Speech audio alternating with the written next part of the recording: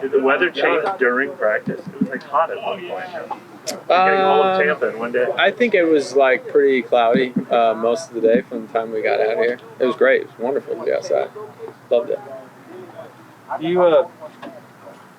What do you think of a matchup where it seems like your offensive strength is running the ball and also strength of yours against a defensive front is among the best in the league at stopping the run?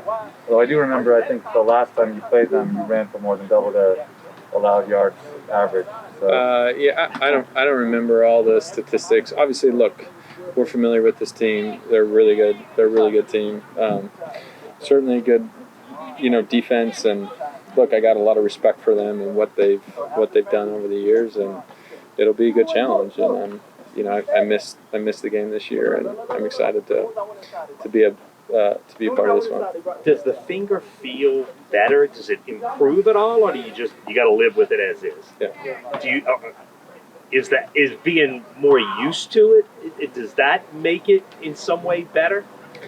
I don't know. I think I've started to find ways that I can kind of compensate for it, but this is something that just requires time. So it's going to be splinted for a certain period of time, and that time frame is beyond when the season would be running. So it'll be like this for the rest of the season.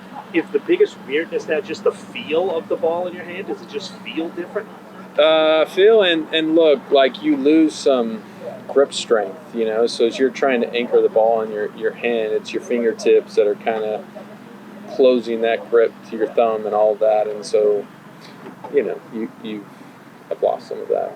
Does it make you concentrate on the other mechanics more when you have something like that? Yeah, I think so. Yeah, I think that's fair. I think anytime that you have something that's kind of nagging you, you kind of look. Having good feet isn't going to compensate a finger that's messed up, But I think it causes you to step back, get back to the fundamentals, because you got to be fundamentally sound, and that's something that I've focused on. And again, you start to find ways that help you compensate for the deficiency.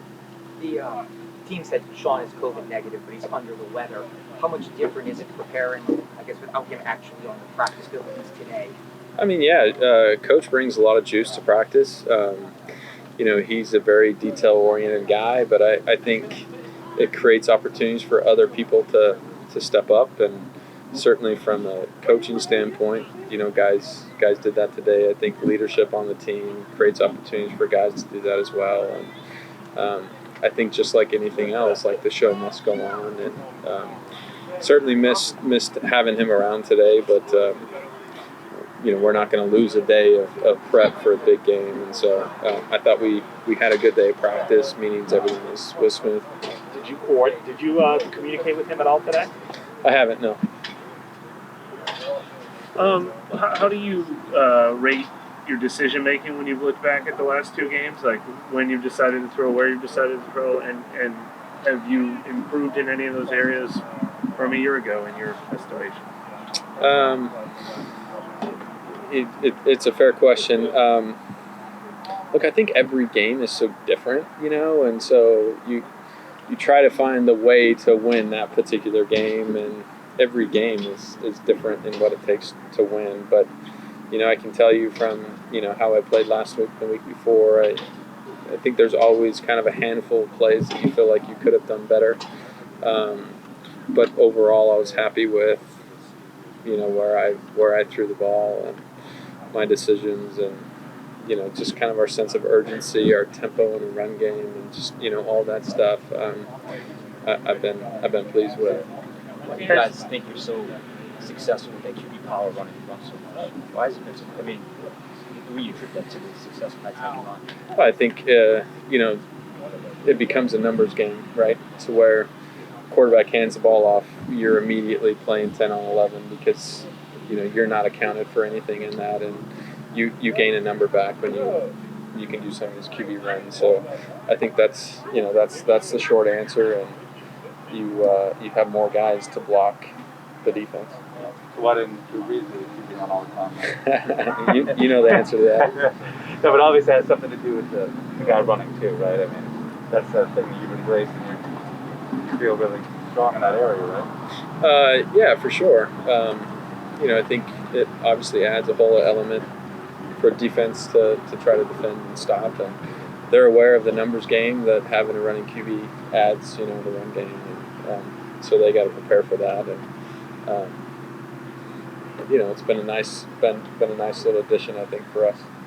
I know you'll be obviously playing against the defense, but just against Brady, knowing he's the other starting quarterback, do you find a novelty in that of maybe going against a 44-year-old or just kind of going against a guy that's done what he's done? Well, I can tell you I'm not thinking about his age, but I grew up watching Tom play, and man, I'm a big fan, and I've seen him play a lot of really big games, and I can think of the moments of where I was watching them, and all that stuff. So I've got a lot of respect for what he's been able to do as a quarterback and as a competitor, and all that stuff. You can't say enough good about what he's accomplished in his career, and so I'm aware of all of that, and it's a fun opportunity for me, and I look forward to playing him. Do you think this is developing into a big rivalry with Tampa? There's been a lot of emotions the last few times y'all faced them. After the snap stuff that happens. I mean, was this BYU Utah? Did you all have this kind of rivalry? Well, I think there's two good football teams, and you look at the last, obviously, Tampa going and winning the Super Bowl. We won the division last year. They went and beat us in the playoffs and won the Super Bowl. And so I think that probably has more to do with it than Saints versus Tampa Bay than just, we've got two really good football teams that have been vying for the division the last few years, and I think the late hit penalties, all that stuff. You have to play this game with emotion, and that's something that they do really well. They're a high energy team, play with a lot of emotion, and again, I respect this team, and again, I'm excited for the challenge, and look forward to it. I was wondering, when you go now as the starting quarterback, are you in a different? You talked about playing with emotion.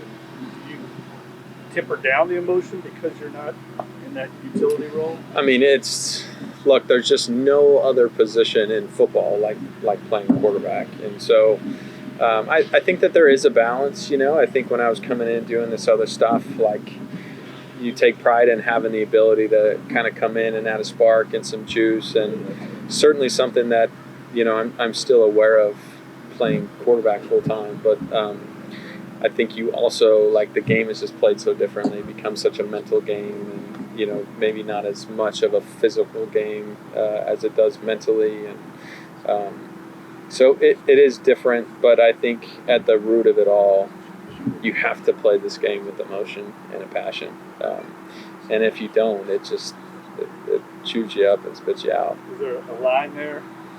The emotions try and get to the edge and not go over it? As far as playing quarterback, or just in general? In general. I mean, we've seen players end up with a penalty. Yeah, for sure. Yeah, I think there is a line.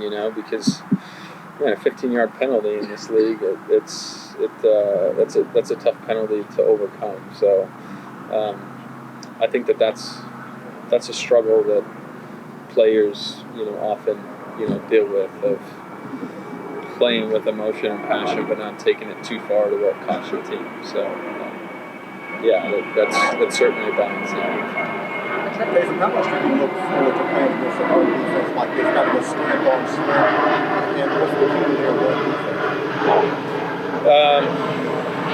defense? I'm excited for the challenge. I know they're a good defense. I wouldn't say that I get too caught up in the numbers and stuff. It's just figuring out how can we win this game? What is the process of winning this football game? And that really becomes the emphasis.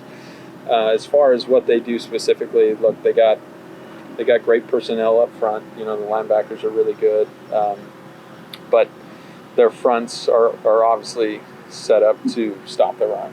So they load the box, and they commit to stopping the run, and they execute, and they've got good personnel. That maybe I'm crazy. That split looks like it fits you better. Is that custom made for you, or is it just different than last week? This is custom made, but it's the same one. So I know the fact that you guys have won the last 3 regular season meetings has no bearing on the result Sunday, but does it have any bearing on the team's mind frame as you prepare to play a team that, is they're supposedly the favorites and so forth, and yet you guys have won the last 3 meetings? I would say that I haven't really given much thought to that.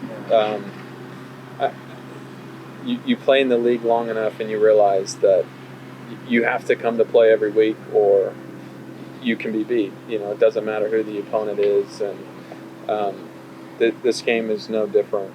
So we're always trying to figure out how, what's the best process of winning this football game. I'm not looking into who won the last 3 games, because at the end of the day, that doesn't mean anything. We got to go play the game on Sunday night and go earn this win. So that's the mindset.